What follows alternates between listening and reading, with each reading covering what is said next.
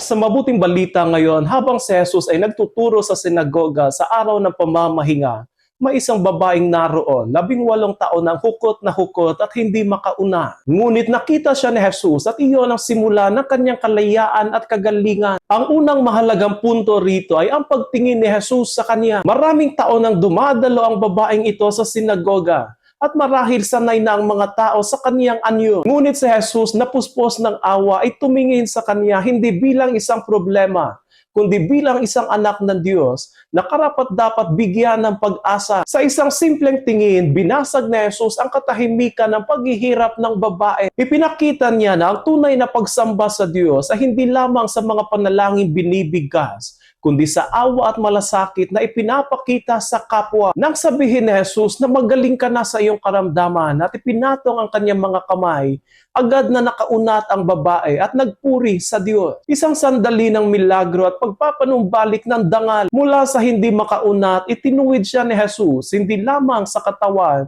kundi sa spirito. Ipinakita ni Jesus na ang Diyos ay hindi nalulugod sa batas na nagbubuklod, kundi sa pag-ibig na nagpapalaya. Ngunit tulad ng madalas nating makita, hindi lahat ay natuwa. Ang pinuno ng sinagoga ay naggalit dahil nilabag ni Jesus ang araw ng pamamahinga. Para sa kanya, ang batas ay mas mahalaga kaysa sa tao. Ngunit sinabi ni Jesus, mga mapagpaimbabaw. Itinuro ni Jesus sa kanila na ang batas ng Diyos ay dapat laging magsilbi sa pag-ibig. Kapag ang batas ay ginagamit upang hadlangan ang kabutihan, nawawala ang tunay na diwa ng kabanalan. Ang araw ng pamamahinga ay hindi lamang araw ng pagtigil sa gawain, kundi araw ng pagpapagaling, pagpapalaya at pagbabalik loob. Huwag tayong matakot lumapit kay Jesus. Sa Kanya walang araw na ipinagbabawal ang paggawa ng mabuti. Ang Kanyang pag-ibig ay laging handa, hindi napapagod, hindi nagbibilang ng araw. Nawa tulad ng babaeng pinagaling ay maranasan din natin ang pagpapagaling at pagpapalaya